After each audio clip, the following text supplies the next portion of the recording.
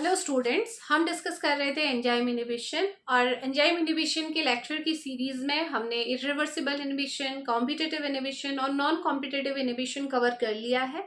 अब last type of inhibition discuss करना रह गया है जो कि है अनकॉम्पिटिटिव इनहिबिशन। ठीक है, तो उसे देख लेते हैं। तो हमें पता है नेचुरली क्या होता है कि हमारा कोई भी रिएक्शन होती है तो कैसे होती है, एंजाइम है, सबस्ट्रेट है, दोनों एक दूसरे से कंबाइन होते हैं, कॉम्प्लेक्स बनता है ईएस कॉम्प्लेक्स और प्रोडक्ट बन जाता है। ये तो नॉर्मल है रिएक्शन। तो देखो अनकॉम्पिटिटिव इनहिबिशन में क्या होता है, जो अनकॉम्पिटिटिव इनहिबिटर है ना वो क्या करते हैं, ये जो कॉम्प्लेक्स बना है ना ईएस कॉम्प्लेक्स जो आपको दिख रहा है, इसके साथ बाइंड हो जाते हैं और इसके साथ बाइंड होके ये क्या कर देते हैं, आपका जो एंजाइम सबस्ट्रेट कॉम्प्लेक्स है इसे क्या कर देते हैं, आपका ब्लॉक कर देते हैं। यानी कि ये अब जो कॉम्प्लेक्स है वो प्रोडक्ट नहीं बना पाएगा। ठीक है, फॉर सम टाइम। ये रिवर्सिबल प्रोसेस है, रिवर्स हो जाती है रिएक्शन, कोई प्रॉब्लम नहीं है। लेकिन अब क्या होगा, इसकी वजह से क्या होगा, ये इक्विलिब्रियम में होता है, ये भी हमें पता है। ठीक है, यानी कि अगर एंजाइम और सबस्ट्रेट मिलके ये कॉम्प्लेक्स बना रहे हैं तो हमें ये पता है कि ये सबस्ट्रेट फिर से वापस एंजाइम और सबस्ट्रेट में टूट जाता है, ये होता है ना। अब देखो अनकॉम्पिटिटिव के केस में क्या होता है, देखते अभी हमने नॉन कॉम्पिटिटिव में क्या देखा था कि ये जो इनहिबिटर थे ये फ्री एंजाइम से भी बाइंड हो रहा था और ईएस से भी बाइंड हो रहा था। इसकी वजह से एक इक्विलिब्रियम बना हुआ था, तो रिएक्शन में एज सच कोई चेंज नहीं आ रहा था। ठीक है, बस ये होता कि जो प्रोडक्ट जितने बनने चाहिए थे उतने नहीं बन पा रहे थे ड्यू टू दिस इनहिबिशन। ठीक है, अब यहाँ पे देखो अनकॉम्पिटिटिव में क्या होगा, ये जो इनहिबिटर है इसने कॉम्प्लेक्स से बाइंड करके कॉम्प्लेक्स को क्या कर दिया है, आपका इनहिबिटेड फॉर्म में लेके आ गया है। तो अब रिएक्शन में क्या होगा, रिएक्शन में ये होगा कि आपको पता है कि ये इक्विलिब्रियम में चलता है ये पूरी प्रोसेस। तो अब क्या होगा, ज्यादा से ज्यादा सबस्ट्रेट क्या करने लग जाएंगे, इस कॉम्प्लेक्स को बनाने में लग जाएंगे। ठीक है, तो अब हमारा क्या होगा, जो सबस्ट्रेट की कंसेंट्रेशन है, रिएक्शन जहां पे हो रही है, सपोज ये रिएक्शन एक वेसल में हो रही है, तो इस वेसल के अंदर अब क्या होगा कि जो सबस्ट्रेट की कंसेंट्रेशन है वो कम होती चली जाएगी फ्री सबस्ट्रेट की। क्यों, क्योंकि सबस्ट्रेट ज्यादा से ज्यादा एंजाइम कॉम्प्लेक्स बनाने में लग जाएंगे, क्योंकि उनको ये सेंस हो चुका है कि जो एंजाइम सबस्ट्रेट कॉम्प्लेक्स की कंसेंट्रेशन है वो कम हो रही है क्योंकि इनहिबिटर ने उन्हें कंज्यूम कर लिया है। ठीक है, तो होगा क्या, थ्रू आउट द इनहिबिशन हमारा जो सबस्ट्रेट की कंसेंट्रेशन है वो क्या हो जाएगी, कम हो जाएगी। क्यों हुई, समझ में आ रहा है ना, इक्विलिब्रियम को मेंटेन करने के लिए, क्योंकि ये होती ही इक्विलिब्रियम की रिएक्शन है। ठीक, सबस्ट्रेट की कंसेंट्रेशन कम हुई, सबस्ट्रेट की कंसेंट्रेशन कम हुई तो हमें सीधे सीधे पता है कि हमारी जो Km वैल्यू है, मिकलिस मेंटन कांस्टेंट है, वो भी हमारा कम हो जाएगा, क्योंकि Km क्या है, Km सबस्ट्रेट की कंसेंट्रेशन ही तो है। ठीक है, अभी वो मैं आपको ग्राफ के थ्रू समझाऊंगी। दूसरा, क्योंकि ये जो आपके इनहिबिटर हैं इनहिबिशन कर रहे हैं, तो ये बात तो यहाँ से वैसे भी क्लियर हो जाती है, क्योंकि ये इनहिबिशन किस सबस्ट्रेट की कंसेंट्रेशन को बढ़ा के, जैसे कॉम्पिटिटिव में होता था, रिवर्स नहीं होना है, इसको इस तरीके से रिवर्स नहीं किया जा सकता है। तो इसीलिए जो इस इनहिबिशन के थ्रू जो हमारा रिस्पॉन्स आएगा, जो हमारा वी मैक्स होगा, मैक्सिमम जो रिस्पॉन्स आएगा वो क्या होगा, कम ही होगा, सेम रेस्पॉन्स हमें नहीं मिलेगा। इसे हम ग्राफ के थ्रू समझते हैं। रेस्पॉन्स नहीं मिलेगा मतलब पहले बिना इनहिबिटर के जितना प्रोडक्ट बना करता था उतना प्रोडक्ट नहीं बनेगा, यानी कि वीमैक्स उतना अचीव नहीं होगा। तो देखिए ग्राफ के थ्रू समझेंगे, जो मैं पहले भी आपको बताया है, ये हमारा है मिकलिस मेंटन का ग्राफ। हमें पता है मिकलिस मेंटन ग्राफ किस किस के बीच में बनता है, हमारा वाई एक्सिस में हमारा वेलोसिटी रहती है, एक्स एक्सिस में हमारा सबस्ट्रेट की कंसेंट्रेशन रहती है। हम क्या बोलते, इस ग्राफ में मिकलिस मेंटन ने क्या बोला था कि जैसे जैसे हम सबस्ट्रेट की कंसेंट्रेशन को बढ़ाते चलेंगे वेलोसिटी बढ़ेगी, यानी कि रेट ऑफ रिएक्शन बढ़ेगा, ज्यादा से ज्यादा प्रोडक्ट बनेगा। लेकिन एक टाइम ऐसा आएगा जब सैचुरेशन हमें देखने को मिलेगा, प्लेट्यू हमें देखने को मिलेगा, ये कब मिलेगा, उन्होंने क्या बोला कि ये प्लेट्यू हमें कब देखने को मिलेगा, जब इस रिएक्शन में इन्वॉल्व जो एंजाइम है पूरी तरह से सैचुरेट हो जाएंगे। ये हमारा वीमैक्स है, मैक्सिमम रिस्पॉन्स है, maximum velocity, maximum response, maximum product, इतने बन सकते हैं। तो यहाँ पे हमारे सारे एंजाइम सैचुरेट हो चुके हैं क्योंकि एंजाइम सबस्ट्रेट के साथ बाइंड हो रहे हैं, है ना। ऐसा पॉइंट जहाँ पे सारे सबस्ट्रेट ने एंजाइम को कर दिया है सैचुरेट, वो वीमैक्स हो गया।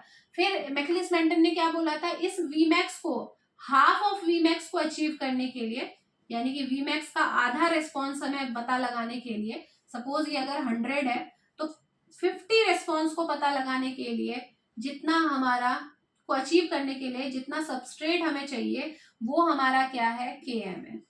यही तो बोला था, यानी कि Km क्या है, आपका सबस्ट्रेट कंसंट्रेशन है, यानी कि सबस्ट्रेट की वो कंसंट्रेशन जिसमें हमें मैक्सिमम का आधा रेस्पॉन्स मिल रहा है। ठीक है, तो ये Km है। तो चलिए इस ग्राफ के थ्रू समझो। अगर आपको ये ग्राफ दे दिया हो, एक ग्राफ आपके सामने है और आपसे कहेंगे कि भाई पहचानो इसमें कौन सा टाइप का इनिबिशन है, तो कैसे पहचानोगे? बहुत सिंपल है।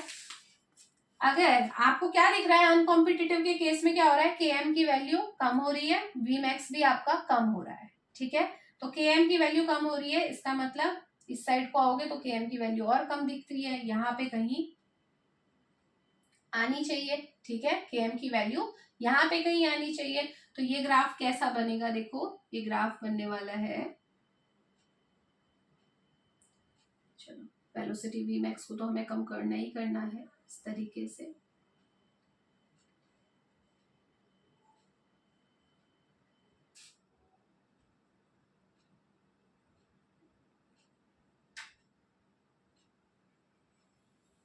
ये बन गया, देखो ऐसा अगर आपको ग्राफ दिख रहा है तो ये ग्राफ, ये जो लाइन है, ये जो आपको हाइपरबोला दिख रहा है, ये क्या बता रहा है, इससे कंपेयर करो इसे। ये तो नॉर्मल है और ये है विद इनिबिटर। देखो आपको दिख रहा है इसका Vmax कितना है, नॉर्मल लाइन, नॉर्मल हाइपरबोला का कितना है, 100 है।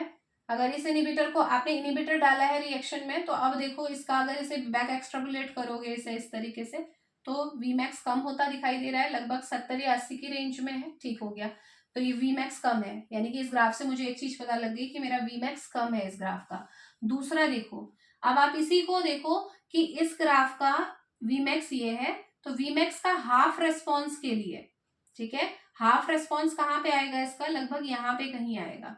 ठीक है, तो इसको बैक एक्सट्रापोलेट करो इस तरीके से और फिर इसे नीचे लेके आओ, तो जो देखो Km जो निकल के आएगा ना, यहाँ पे तो बहुत नजदीक हो गया, लेकिन आप इसे ब्रॉड करके कर लेना ताकि ज्यादा क्लियर दिखाई दे। ये देखिए, तो Km की वैल्यू आपको क्या दिख रही है, कम दिख रही है। जितना हम इस साइड में जाएंगे इसका मतलब Km कम है, यहाँ को जाता तो बढ़ता। तो ये ग्राफ क्या है, ये टोटल ग्राफ क्या बता रहा है, इस ग्राफ से हमें पता चल रहा है कि Km की वैल्यू हुई है कम और हमारा Vmax की वैल्यू है कम। तो Km और Vmax दोनों ही कम है, इसका मतलब ये किसका ग्राफ है, अनकॉम्पिटिटिव इनिबिशन का ग्राफ है, क्योंकि अनकॉम्पिटिटिव इनिबिशन में ही ये होता है। ठीक है, बाकी आपने नॉन कॉम्पिटिटिव और कॉम्पिटिटिव पढ़ चुके हो आप, वो ग्राफ मैंने आपको बताए हैं उसके ग्राफ कैसे होते हैं। अब इसी को लीन वीवर बुर्ग प्लॉट से भी पढ़ते हैं। ठीक है, लीन वीवर बुर्ग प्लॉट कैसा था, ये वो प्लॉट था, वाई एक्सिस, ये एक्स एक्सिस, ये हो गई minus x axis. Graph plot करेंगे, आपको पता है जब ये ग्राफ प्लॉट होता है लीन वीवर बुर्ग प्लॉट, तो इस तरीके से एक स्ट्रेट लाइन आती है जो कि एक्स एक्सिस में मीट करती है माइनस साइड में, और जहाँ पे ये मीट करती है वो वैल्यू होती है 1/Km। डिटेल में आप लेक्चर देखेंगे लीन वीवर बुर्ग प्लॉट का। ठीक है, यहाँ पे हम इसको लेके टाइम अपना नहीं वेस्ट करेंगे, कोई फायदा भी नहीं है। ये होता है हमारा नॉर्मल ग्राफ, है ना, लीन वीवर का जो ग्राफ है वो ये होता है। तो अब इसको कैसे पहचानोगे, बहुत टाइम आता है। देखो अब कैसे पहचानोगे, क्या बोल रहे हैं कि Km की वैल्यू कम हुई है, तो Km हमेशा, हमने पहले ही मैंने आपको बता रखा है लीन वीवर बुर्ग प्लॉट में जितना आप इस डायरेक्शन में जाओगे, इस डायरेक्शन में जाओगे तो मतलब Km कम हो रहा है। अगर आप इस पॉइंट से इस डायरेक्शन में जाओगे तो यानी कि Km बढ़ रहा है। अगर आप y एक्सिस में ऊपर की ओर जा रहे हो तो इसका मतलब Vmax आपका क्या है, घट रहा है। और अगर नीचे की ओर आ रहे हो y एक्सिस में ही, तो इसका मतलब Vmax आपका क्या हो रहा है, बढ़ रहा है। ये पॉइंट बस ध्यान रख लो। यानी कि ये आपकी एक नॉर्मल लाइन है, और अब अगर आप इनिबिटर की लाइन आपकी आती है और इनिबिटर की लाइन जो है वो इसके ऊपर आ गई, तो इसका मतलब Vmax कम हो रहा है। अगर इसके नीचे वो लाइन आ रही होगी, इस लाइन के नीचे, तो Vmax बढ़ रहा है। तो इतना तो मुझे क्लियर है कि अनकॉम्पिटिटिव के केस में Vmax घटता है, इसका मतलब ये लाइन आने वाली है इसके ऊपर, ये लाइन कहीं यहाँ आएगी, इसके ऊपर आएगी, कहीं भी आ सकती है लेकिन इस लाइन के ऊपर है। तो Vmax मतलब इसको अभी फिर मैं लास्ट में ट्रिक भी बता दूंगी आपको कि कैसे आइडेंटिफाई करोगे। ये आ गई। दूसरी बात, Km कम हो रहा है, यानी कि Km कम हो रहा है यानी कि इस डायरेक्शन में आएगा, यानी कि ये अगर नॉर्मल का पॉइंट है, तो जो इनहिबिटर का पॉइंट है वो लगभग यहाँ कहीं आ सकता है। तो सीधे देखो इस तरह की लाइन आपको देखने को मिलेगी, ये बनी लाइन, ये पैरेलल बनाना थोड़ा सा है, इस तरीके की लाइन है, देखो ये हो गई इनहिबिटर की लाइन।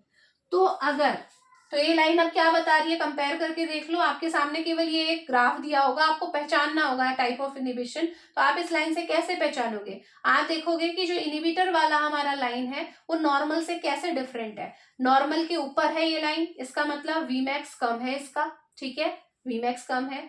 और दूसरा आपने ये देखा, ये लाइन एक्स एक्सिस में कहाँ मीट कर रहा है, नॉर्मल के लेफ्ट साइड में मीट कर रहा है, इस डायरेक्शन में मीट कर रहा है, इसका मतलब Km भी कम है।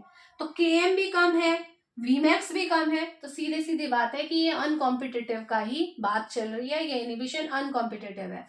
और शॉर्ट ट्रिक क्या है इसकी, कि अगर आपको ग्राफ में आपके सामने लीन-वीवर-बुर्क प्लॉट है और आपको दोनों लाइनें ऐसी पैरेलल जाती हुई दिख रही हैं, तो इसका मतलब ये अनकॉम्पिटिटिव है। इतने में ही क्लियर हो गया है ना। कॉम्पिटिटिव में क्या था, दोनों लाइनें क्रॉस करेंगी, लास्ट समराइज कर रहे हैं। कॉम्पिटिटिव इनहिबिशन में आप देखोगे लीन-वीवर-बुर्क प्लॉट में दोनों लाइनें क्रॉस करती हुई जाएंगी। नॉन कॉम्पिटिटिव के केस में क्या होगा, वी शेप आपको देखने को मिलेगा, यानी कि ओरिजिन पॉइंट एक ही होगा और वी टाइप का शेप आपको दिखाई देगा। अनकॉम्पिटिटिव के केस में दोनों लाइनें पैरेलल दिखाई देंगी। तो ये तो हो गई शॉर्ट ट्रिक। अगर आपके पास ऐसे एमसीक्यू आ गया पहचानने के लिए, तो आप इस तरीके से आप केवल शेप के थ्रू ही आइडेंटिफाई कर सकते हो कौन सा टाइप ऑफ इनहिबिशन है। और फॉर डिटेल आपको कॉन्सेप्ट को क्लियर करने के लिए ये मैंने पूरा आपको समझाया है। एंजाइम इनहिबिशन दोनों ग्राफ्स के थ्रू, दोनों प्लॉट्स के थ्रू, ये मिकेलिस मेंटन का प्लॉट है और ये हमारा क्या है, लीन-वीवर-बुर्क प्लॉट है, ठीक है। तो आई होप आपको ये इनहिबिशन समझ में आए होंगे, ठीक है, चाहे वो इरिवर्सिबल था चाहे रिवर्सिबल था। लॉन्ग लेक्चर था क्योंकि हमने डिटेल में डिस्कस किया है। तो मिलते हैं नेक्स्ट लेक्चर में। Thank you so much.